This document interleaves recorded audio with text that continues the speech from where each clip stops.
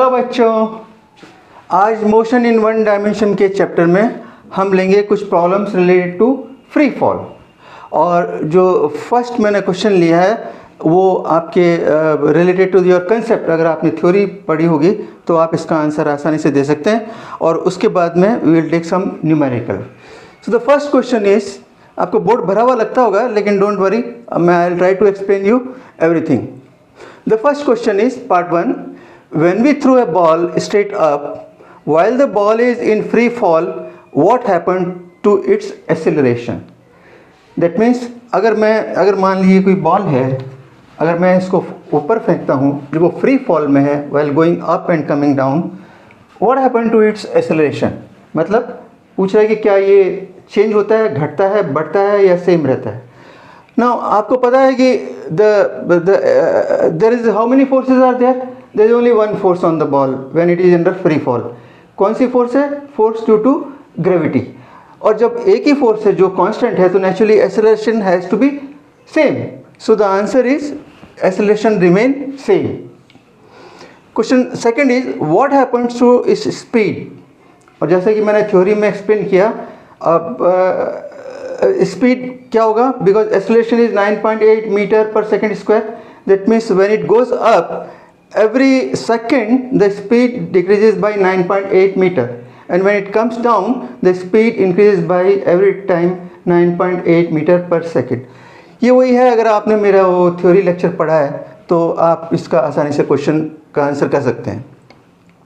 Third is, we throw a stone from a top of a building. A few seconds later another stone is thrown from same building, so that both stones fall along the same vertical line relative to building. Does the vertical distance between them increases, decreases or remain same? Now question is again based on the concept जो मैंने आपको theory class में explain किया था। अगर मान लीजिए मैं एक स्टोन ड्रॉप करता हूँ ओके, और उसके थोड़ी देर बाद मैं दूसरा स्टोन ड्रॉप करता हूँ, तो आप देखेंगे कि जो आपको जो पहले गैप रहा, मान लीजिए 1 सेकंड लीजिए, दैट मीन्स 1 सेकंड में ये कितना चला गया 0 plus, assuming the gravity to be 10 for example, so that means average velocity is 5, तो दैट मीन्स ये 5 मीटर डाउन आ गया। उसके बाद में ये चला तो gap is 5 metre. But next time क्या होगा, ये 10 plus 20 that means 30/2, that means इसका हो गया 15, दैट मीन्स ये 15 मीटर नीचे आएगा। तो गैप बढ़ गया, 5 से 15 हो गया। Likewise the distance will keep on increasing. So the answer is the distance will keep on increasing. और द नेक्स्ट क्वेश्चन है what happen to the difference in their velocity. Now velocity में difference क्या होगा, because velocity is due to the acceleration, change in velocity is due to the acceleration. और acceleration क्योंकि constant है तो naturally the gap in the velocity will remain same. आपको detail में समझना है तो you just go to my theory class, उसमें आपको क्लियरली समझ में आ जाएगा। Now question second is, a ball is thrown up with a initial speed of 15 metre per second. When it come back, it is caught by the same person. The questions are, how high does the ball go? Number 1. Now इस free fall के सवाल करने से पहले just I will explain you, ये मेरी free fall की modified equation थी from the motion with a constant acceleration. ये final velocity is equal to initial velocity minus acceleration multiply by time, and delta Y that is displacement is equal to initial velocity into time minus 1/2 gt square, or final velocity square is equal to initial velocity square minus 2g delta y. Now what can go wrong in this implementing these equations are the sign, जो आपको बड़े careful रहना है, जो मैंने theory में आपको explain किया था। नाउ अगेन एक चीज़ मैं आपको और एडवाइस करता हूँ कि जब भी आपके फ्री फॉल से रिलेटेड क्वेश्चन आए तो you just mark the critical point by numbers, so that आपको आसानी होगी उनके बीच में ये इक्वेशन अप्लाई करने में। नाउ हियर जैसे मान लिए how high does the ball go, तो मैंने ये स्टार्ट किया है point 1, that is the starting point जहाँ आपको प्रोजेक्शन है 15 मीटर पर सेकेंड से, और जब वो हाईएस्ट पॉइंट पे पहुँच जाएगी तो velocity will become 0, and when it comes back it will be, आपने थ्योरी में पढ़ा होगा, the speed of throwing is equal to speed of the with which the ball come back. So आपने ये मोशन डायग्राम बना लिया। अब हमें देखना है कि between point 1 and 2, that means इस इक्वेशन में से कोई भी यूज़ करने के लिए मेरे को दो इन्फॉर्मेशन चाहिए। तो अगर मैं पॉइंट 1 और 2 के बीच में देखता हूँ तो मुझे क्या क्या इन्फॉर्मेशन अवेलेबल है। ये इनिशियल वेलोसिटी अवेलेबल है 15 मीटर पर सेकेंड और फाइनल वेलोसिटी अवेलेबल है which is 0। So I can apply the equation of motion between these 2 point. और जब मैं ये अप्लाई करता हूँ यहाँ पे, ये देखिए, तो मेरे को क्या मिलता है, डेल्टा वाई फ्रॉम 1 to 2। और delta Y again as a set कि आप इसको लेवल से नापिएगा। अगर ये इसका स्टार्टिंग लेवल है तो final is above this, so delta y will be positive. So what you got here is the delta y. Now in this case the delta y happens to be the height h, the magnitude of delta y is the height h, और हमें इसमें निकालना how high, that means height चाहिए, so height will be the mod of delta y. So this is how you can solve the A part. B part क्या है, what is the velocity just before it is caught। हमने theory में पढ़ा था the speed with which it is thrown up is equal to the speed with which it is come back to the point of projection. But इसको हम prove कर सकते हैं equation से भी। नाउ आपको 1 और 3 के बीच में दो चीज़ें क्या अवेलेबल है, आपको पॉइंट 1 पे पता है इनिशियल वेलोसिटी और पॉइंट 3 पे क्या पता है, delta Y 0 because at the same level, so delta Y 0। तो अब मैं वो इक्वेशन यूज़ करूँगा जिसमें ये दो पैरामीटर है। So if I use this v3 and delta Y between 2 to 3, now so what do I get, I get the velocity v3। Okay, so v3 is equal to 13। Sorry, here what I have done is I have used this point as a reference, this point as a level, क्योंकि मुझे 2 और 3 के बीच में motion देखना है, 2 और 3 के बीच में मुझे मोशन देखना है। सो 2 और 3 के बीच में मेरे को पता है here the velocity is the 0 और 3 पे मेरे को क्या पता है, the delta Y is your this height, that means delta Y यहाँ पे क्या होगा, माइनस होगा, because I am measuring this final object is here, so with reference to this level it is below, so delta y will be the minus। तो height हमने already निकाल रखी है, उसको माइनस साइन दूंगा तो it will be a delta y। so this is what I have used between from 2 to 3 and we have proved that v1 is equal to v3। now what is the velocity just before it is caught, so this is what we have answered। Part C is how long the ball remain in air before it return to same level। That means air में वो कब, while going and while coming, that is the time it remains in air। Now उसको निकालने के लिए क्या कर सकते हैं हम क्योंकि मुझे वापस यहाँ तक का टाइम चाहिए, तो मैं 1 और 3 के बीच में इक्वेशन अप्लाई कर सकता हूँ, क्योंकि 1 पे मेरे को पता है वेलोसिटी, इनिशियल वेलोसिटी 15 और मेरे को 3 पे पता है the velocity at the 3 also. So मैं ऐसे इक्वेशन ढूंढूंगा जिसमें ये time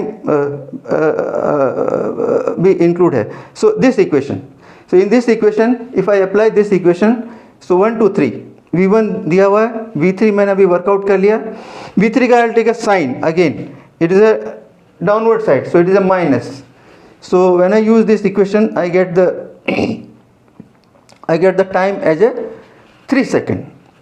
that 3 second is the total time for which it remain in the air। now इसको आप दूसरी इक्वेशन से भी निकाल सकते हैं, जैसे इस इक्वेशन में भी आपके टाइम दिया हुआ है। Okay, that means you can even use this equation also. So आपको इसको डेल्टा वाई पता है, v1 पता है, तो आप इस इक्वेशन से भी निकाल सकते हैं, answer will be the same. ये देखिए मैंने यहाँ निकाला between 1 to 3 using another equation. एक और तरीका, तीसरा तरीका टाइम निकालने का, आपको पता है कि जो टाइम जो ऊपर जाने का है इज सेम एज टाइम नीचे आने का। ओके, सो अगर मैं 1 और 2 के बीच में टाइम निकाल लूँ and multiply by 2, it will give me the total time.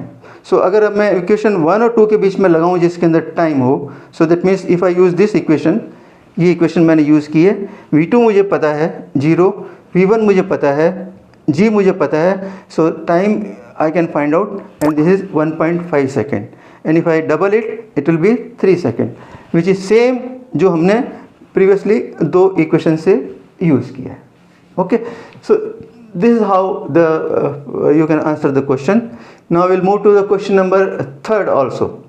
Third question जो मैंने लिया है वो है a stone is thrown vertically up from the edge of a 100-meter building. It reaches ground after 10 seconds. What is the initial speed? So if I plot it, means 100 metre एक building है, उसके ऊपर से यहाँ stone throw किया, it will go up or the velocity will come to a zero and then it comes down. So the question is, what is its initial speed? Now again, जैसा मैंने कहा कि I have marked the important point. This is point 1. When it reaches the maximum height, point 2, and when it touches the ground, it is point 3. Now मुझे क्या information available है between point, let us say 1 and 2. Now 1 and 2 में मेरे को V1 पता नहीं है, खाली यहाँ वेलोसिटी 0 होता है, V2 पता है, सो इसको हम छोड़ देते हैं. बिटवीन से 1 and 3 हाइट मुझे पता है, ओके, एंड टाइम मुझे पता है between 1 and 3 which is 10 second. So मैं what is the speed? Speed is nothing but it is the velocity. It is the magnitude of a velocity. That means I have to find out the velocity. अगर मैं velocity निकालना है मेरे को, अगर इसको, तो मैं इसकी स्पीड पता लगा सकता हूँ यहाँ पे. So between 1 and 2 only V2 is known, तो वो हमें कोई लेने से फ़ायदा नहीं. बिटवीन 1 and 3 V1 पता नहीं है, V3 पता नहीं है, टाइम पता है, और डेल्टा वाई पता है मेरे को. Delta why because this is the reference level, तो इसका मतलब delta why the final position is below, so it will B minus. So if I apply if I put this value, use this equation, delta y from 1 to 3 is equal to initial velocity into time minus 1 half gt square. So if I put it here, delta y जैसा मैंने कहा minus में, and you put it here, तो you get a v1 is a 39 meter per second. That means that is the speed. So this is how you can answer question first. Now the fourth question is, stone is thrown vertically downward from a building with an initial speed of 2 meter per second. It reaches ground after 5 seconds. और क्या निकालना है? A, what is the height of the building? And second, at what time stone reaches 20 meter above ground? So again, अगर मैं plot करूँ, so this is the height, यहाँ से stone को फेंका है, so this is the one important point. And in between there is a point, because ये पूछ रहा है कि 20 मीटर ऊपर क्या उसकी what is the height, what time this stone will reach here, and this is the final when it touches the ground. This is the so 1 पे velocity is downward, this also is downward, मतलब minus, ये भी minus है. Now अब अगर मैं 1 2 3 के बीच में देखता हूँ, तो मेरे को क्या क्या पता है? V1 मेरे को पता है, ओके, और डेल्टा वाई मेरे को पता है, ओके. डेल्टा वाई मेरे को पता नहीं है, बट टाइम मेरे को पता है 1 2 3 के बीच में, because it takes 5 second. So I can apply equation of motion between 1 and 3. So अगर मैं 1 and 3 में इक्वेशन अप्लाई करता हूँ, so delta Y is equal to initial velocity into time minus 1 half g is equal to 4.9 t square. So that gives me the delta y.